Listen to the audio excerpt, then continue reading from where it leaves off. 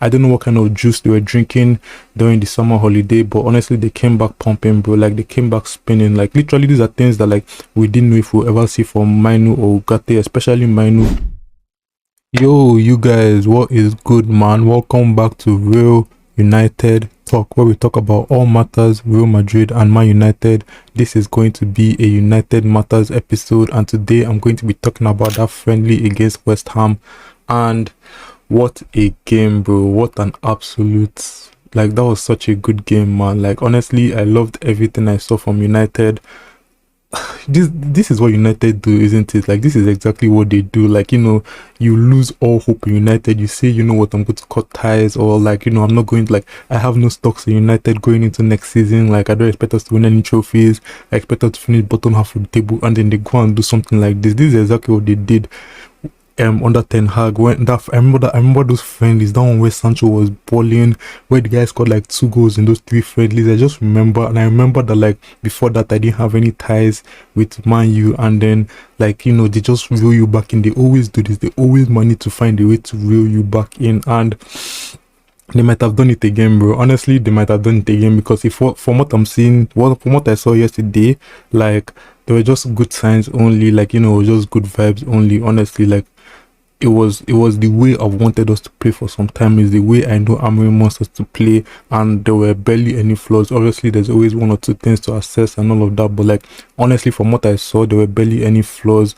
I'll be honest, like, after they made the whole 11-man substitution thing, I didn't really watch anymore. Like, you know, like, I mainly watched, like, you know, the first half, and, like, you know, I mainly watched, like, the first quarter. So I didn't really watch after they made all the 11 substitutions. I can't really, like, you know, review that part of the game. So towards the end of the game, the last 20 minutes, I can't review that part, but I'm going to be talking about the first 60 to 70 minutes of the game, when it was still the first team playing. So one of the major things that we saw in this game that we barely saw last season, and we haven't seen United for years and years and years, was the high pressing and the way we won that ball back fast. So that was one of the main things that we saw in this game: high pressing and winning the ball back fast. These are like the traits of any big team. These are the traits of any team that wants to, like, compete in the Premier League, that wants to call themselves a big club. You need to be able to win the ball back fast. That's something that United have failed to do on too many occasions. Like, literally, it's something that affects us so many times. Like, we always want to, every time we lose the ball, like, you know, it takes us so much time to win the ball back. We allow the opposition side to have, like, so much possession coming to our half and everything, but this time we said, nah, we lose the ball, we win it back. The opposition side has the ball for whatever reason, we win it back. Any part of the pitch, and that's this one, the main part, any part of the pitch that we're in, we won it back, whether it was in the opposition half or our half, especially the opposition half. And then this is now where I'll talk about the midfielders, because the 2 main people that play such a major role in that was Mainu and Ugarte. These are 2 people that, like, we kind of, like, counted that to a certain extent, especially, like, Mainu. You know, there's been all this talk of, like, him not fitting in the system. Ugarte, you know, maybe, like, he wasn't the right guy for us to sign. There's just been all this talk about it and everything, but, like, they really shut everybody up yesterday. I'm not going to lie to you, I'm one of the people that, like, I'll never count out Mainu or anything. Like, you know, he's my guy, and he needs to make it at United. If United ever sell him, like, I don't even know if I'll be able to watch United anymore. But, like, he's someone that, like, I was like, oh, where is he going to fit? Because, like, you know, he doesn't really fit in calm, and, you know, he doesn't have the legs for CM and everything. But yesterday, he proved me wrong. Ugarte as well. Ugarte is someone that, like, people have been counting out a lot. Like, you know, he had a decent season last season, but he didn't give us exactly what we're looking for. But I think he just needs some time to adapt. Like, you know, the physicality of the Premier League, and just, like, multiple things. Like, he had never played in such a league like the Premier League. You know, he played in Ligue 1, played in Portuguese league and everything. So now that he got to play in the Premier League for 1 season, he might have had that time to, like, adapt and everything. And honestly, like, both of them as a midfield pair looked so good. Like, the way they were winning, like, the ball recovery was one of the major things yesterday. Mainu's assist for Bruno for that second goal, it was literally ball recovery, and, like, throughout the time, especially Ugarte. Oh my god, the way Ugarte was winning the ball, like, it was because Ugarte has always kind of been, like, a reactive midfielder rather than proactive, and this has been United's problem for years. Like, we always have that, like, reactive midfielder, like, you know, your Casemiro, your Ugates, and the problem with that is that, like, having those reactive midfielders, having those guys that, like, you know, are not trying to win an interception or anything, just trying to, like, tackle somebody it allows the opposition side more possession. It always allows them more possession. And if they skip past the player, then it's over, right? Like, if the guy tries to win a tackle or something and like, the opposition side just like dribbles past him, like it's over. Like that's our whole midfield exposed. But this time was all about the interceptions, it was all about like being proactive. This is what you need to do to be a big club. You need to be proactive, especially in midfield. And that's what Manu and Ugarte had yesterday. I don't know what kind of juice they were drinking during the summer holiday, but honestly, they came back pumping, bro. Like, they came back spinning. Like, literally, these are things that, like, we didn't know if we'll ever see from Manu or Ugarte, especially Manu. We didn't know if he could be this kind of, like, player with all the ball. Like, obviously, he has always been a proper midfielder. He's always had this type of abilities in him, but we didn't know if we're ever going to see it, especially in this Amorim system. But honestly, we saw it yesterday. Ball recoveries and the passing, like I think they were really complimenting each other so well yesterday, because like Manu is like a passer, he's calm on the ball and everything, and Ugarte, I think yesterday he showed some improvement on the ball, like the way he was shielding the ball, the way he was passing around, he was being very protective of the ball. He wasn't doing anything too spectacular, which has always been like his style of play, but I don't know, he was just doing it a bit different yesterday. I don't know if it's because like he was just working so well with Manu, because Manu was doing majority of like the passing work and everything, passing it up to Konya, progressive passes and all that, while Ugarte was doing more of like the recycling, passing it to the defense after winning it back or something. And Ugarte as well, like he was progressing the ball here and there, like that assist for Ahmad, the offside goal and everything, after he won the ball back and then progressed the ball, gave Ahmad the ball, nice passing to Ahmad and everything. That's something that like we want to see more of from like them. That's something we want to see more of from like a player like Ugarte. Obviously, he was offside and everything, but like that was the sign of improvement. I don't think I'd seen something like that from Ugarte, maybe like one or two occasions. But yesterday, he looked like that type of player. He looked like the type of player that I've been hoping for so long, and it was honestly so nice to see. I don't want to like talk it up too much, one game friendly and all that. I don't want to talk too much, but like there were good signs in that game. We're winning the ball all over the pitch, and it's not just the midfielders as well. Like Konya was working hard, Bruno was working hard, Rasmus was working so hard. Everybody was working hard to win that ball. Everybody was working for each other. That's what you need. You need to be working for each other. You cannot be individualistic. Like, you cannot rely on just yourself. You need to work for each other. Like, when a player is out of position and that player looks to fill in that position, when a player like loses out on the tackle or something, there's someone right there. Like, literally, I saw that on numerous occasions. Like, someone is not there, guess what, this next player that's not his regular position, he's going to fill in that position. That's what you need. You need to be everybody needs to be moving about, everybody needs to be working hard, everybody needs to be doing that thing. And that's something that we saw yesterday. That's something we hadn't seen so many times from United. Like Konya, the way he was winning the ball back up top and everything. Bruno as well. Rasmus was working so hard, like hold up play, making runs in behind. Rasmus I'll talk about a bit more later, but like honestly, like one of the major things that we saw in that game was ball recovery, and that's literally what sparked the type of game that we had. We had a lot of possession of the ball, we created chances here and there. We could have had more than 2 goals in that game and everything. We could have had more than 2 goals, but like that's also something I'll talk about a little later and everything. But like it was just good sense from United all around in terms of like ball recovery and ball retention as well. Ball retention was actually pretty good from United as well. Manu, Konya, everybody was just holding the ball well. I can talk about this particular because I'm so gassed. Like you can tell that like we don't normally see this from United. That's why I'm so gassed and everything. But like everything I saw in that aspect was really good. But like I think that this whole Manu and Ugarte thing could have now created a potential problem. Not even problem, and not even like a bad problem, but even like a good problem. But it's like, okay, if Manu and Ugarte are working so well and all of that, like what happens now, like with the whole Bruno, because like we've all been going into this new season thinking about like Bruno playing CM alongside anybody that we sign, or alongside Ugarte if we don't sign anybody. But like if Manu and Ugarte are going to be working so well as a pair, what happens? Does Bruno going to play calm? Because Bruno is not getting benched, right? So does Bruno going to play calm? And then does he play calm with Konya? Does Mbeumo sit on the bench? Does Mbeumo play 9 and then Ahmad play right wing back still and everything? Like what happens? Because like this creates like a good problem. And I'm not saying that United should not go and sign a midfielder. We absolutely need a midfielder, because like we're always looking for either competition or better options. Like, so we cannot just go off one game and be like, yeah, we don't need a midfielder anymore. We absolutely still need a midfielder, a defensive midfielder. But what I'm just saying is that like what happens now, like if there's actually like that whole like cohesive midfield and everything without Bruno in it, what happens? Does Bruno actually play calm for the season? And do we, like, obviously there'll be games where like Bruno can play CM and everything, but like does Bruno play calm with alongside Cunha? Does Mbeumo play 9? Does Ahmad play in the calm? Like, there's just all these questions that need answering and everything. But like, that's something that is for future basis and everything. But like, there's been a kind of like a good problem being created with Mino and Ugate's coming resurgence. Like, like I said, I'm investing, like, I don't want to invest so much because I know how United be doing me, but like, from what I've seen, like, what is going to happen from here. Something else I also want to talk about is how I think Cunha and Mbeumo would work in this system, and how I think it's actually be perfect. Like, if we play the way we played yesterday, Mbeumo and Cunha would be so perfect in this system, and I'll tell you why. So Mbeumo, if you guys watch Brentford, if you guys have watched Brentford or Wolves last season, or if you guys just know Mbeumo and Cunha's profile, you know the type of player that these guys are. Like, Cunha is more like, close control. He likes being surrounded by players, he backs himself in that type of situation, just like kind of like wiggle away from like pressure and everything. While Mbeumo is a player that likes to run into space. That's the type of player that Mbeumo is. Now, what now makes these players kind of different and everything is like their starting position, where they will be. Let's just say like we're talking about a situation where like the other team has possession and everything, and we want to win the ball back. The question now is like, where would they be in these situations and everything? So for a player like Cunha, I think that Cunha will be a little higher up the pitch than Mbeumo. Mbeumo is like a very hard worker. I'm not saying that Cunha will not work hard, but Mbeumo is a very hard worker. And like, because he likes to run into space and everything, he usually starts from like deeper positions. Like, he'll start from like maybe like the halfway line or behind the halfway line and everything. So that, and then if someone wins the ball back, or if he clinches the ball back and everything, then he'll give a pass and then look for the 1-2 and try to like run into space. So all that space that was created from that player that just won the ball from and everything, that's the space that Mbeumo will want to run into, right?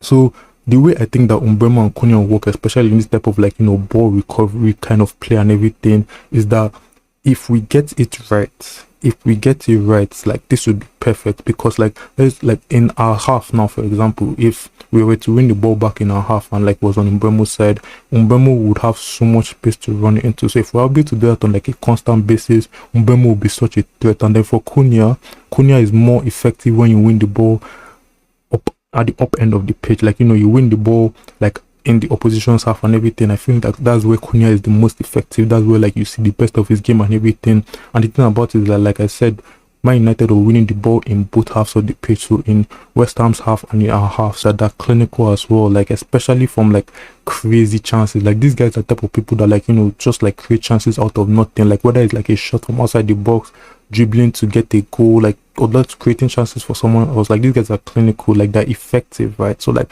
I feel like Mbeumo, if you win the ball from like his own half and everything, you see him drive into that space and everything, and that's where he's most dangerous. He gets to like cut inside or even go on the outside, and he gets to like have a shot on goal or create for somebody else.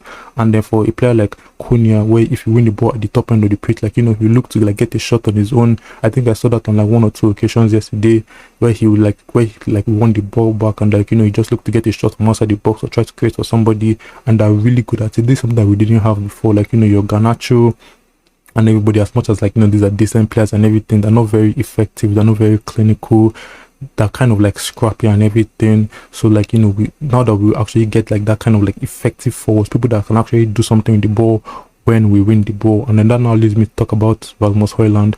Rasmus Højlund had a good game yesterday, in my opinion. Like, he had a positive game yesterday from what I've seen last season. Like, he just looked to be more involved and everything. Like, he looked to try and run into the channels while still trying to hold the ball up and everything. Like, he tried to hold the ball up at the channels, he tried to hold the ball up in the center, but like not do it to the point where like, like he's just not involved in the game whatsoever. Obviously, we still did see some signs of the old Højlund and everything, but like, I think that we saw a kind of different player in Rasmus Højlund and everything. I think he had a more effective game yesterday, and it was just like, it was a positive sign from him that like, he can be better and everything, just in case we don't end up selling him, or just in case like, we don't get a striker and everything. It's nice to know that at least Højlund is kind of like working on himself and everything. It's just nice to know that. But like, yeah, I think that Højlund was good yesterday. That first chance that he had, that he hit the bar and everything, that was like a very good chance. That was like something that we barely got to see from him last season, but it's something I've seen from him before, right? Like just running into that space, running into the channels and just getting like a shot away and everything. Something I've seen from him. And like I just think that Hoyland had like a more positive game. The thing about him now is that like his finishing is still kind of off. Sometimes he's still kind of like switched off in the game and everything. And I think that like that's something that we really need to be improved upon, because like if we are going to be this team that like wins the that like wins the ball, whether it's in our own end of the pitch or like whatever, but especially in the opposition's end of the pitch, like if we're going to constantly win the ball and create chances, have like Mbeumo and Konya try and create chances, our striker always needs to be switched on and needs to be more clinical. Like we cannot create like 10 chances in a game and then you don't get like 1 or 2 in the back of the net. Like it's just not going to work. Like yesterday now, for example, like we had multiple chances, we didn't take them, and like the game was tight at the end. Like 2-1 is tighter than we would have liked in that game. Those type of games we need to be winning like 3-0 at least, so that if the opposition score once, then like it's still not tight and everything, we're still kind of safe. Like it cannot just be 2-0. We need more goals and everything. Our striker needs to be more clinical. Like I said, he had a more effective game yesterday. He looked more positive, looked like he wanted to get into those dangerous positions and everything. But I think that there were still some moments where like he wasn't switched on. I think that like he still needs to work on his finishing a bit and everything. But like Hoyland is a young striker, like he's 20, he has all this time and everything. The problem is that like how much time do United have to wait for him is not the question. Like, we need someone that can do this like right now and everything. So like yeah, I think that Hoyland has a lot to work on, but I do think that yesterday was a better game from him. And one of the last things I want to talk about is Ahmad as right wing back. So I think that Ahmad as right wing back is going to be a very on and off thing. I think it's something that will need time and everything. And the reason I'm saying this is not because like it doesn't work or anything like that. I think that it does work, and I think that Mbeumo coming back to the team will actually make it work a lot more, because like yesterday we saw Ahmad really focused on his defensive like part of his game and everything, which is good. It's good to see that like he's working on himself, he's trying to get better at the role that I put him at, he's trying to adapt to that role and everything. He doesn't want to just be a liability in the team. That's very good. The thing about it is that like we still need him to be effective in the other half of the pitch. We still need him to be able to like create for us. We still need to like get in on goal and everything. And on multiple occasions we did see him try to like run into the box and just like create chances. Like I said, the Ugarte chance, for example, like we saw him try to get into the box and he scored the goal, offside goal and everything. But like so there's still that part of his game and everything. But I think yesterday we saw him focus a lot on like the defensive aspect of his game, which is a good thing. The thing about that is that like we need him to be effective at the other half of the pitch.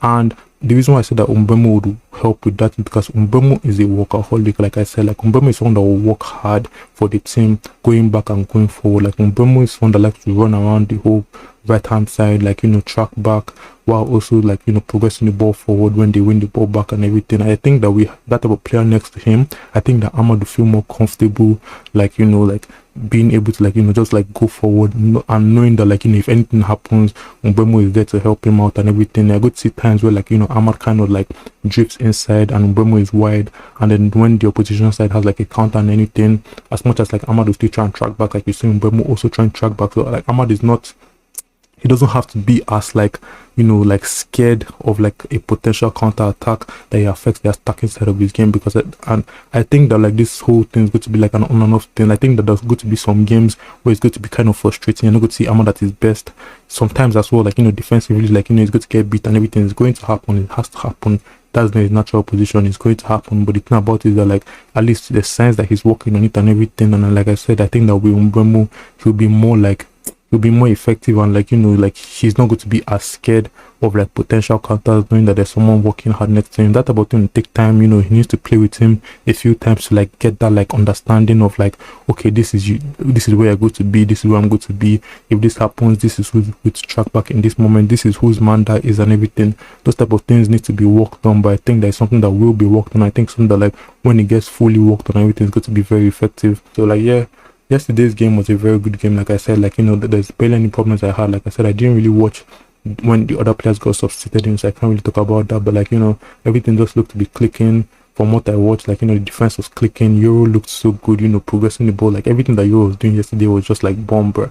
Like his passing was so good, everything was so good. De Ligt as well. De Ligt was so strong in that defense. Like like just the way he was winning those balls in our box and everything was just so like he was doing exactly what you want from him. He had a lot of like situations where like he just like won the ball from like a cross or something. Like honestly, like De Ligt was so good yesterday. Aiden Heaven as well. Like honestly, I think that yesterday was our best, not necessarily our best back line, but like I think that like that was like the strongest that we have to offer at the moment. Like, you know, Aiden Heaven, Delict, and Euro is like the strongest we have to offer at the moment. You know, Maswari is still here and there.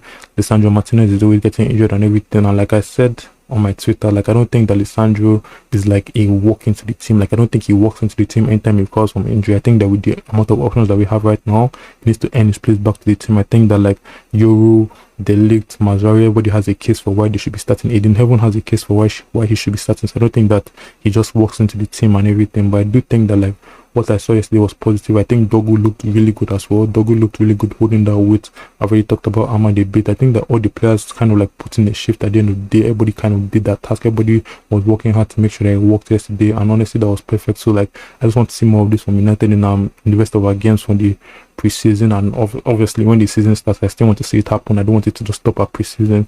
But yeah, with that comes the end of this episode. Thank you guys again for tuning in. I really appreciate it, and I'm going to try to stay consistent, keep on pushing out episodes, and I just hope to see you guys again next time. Safe.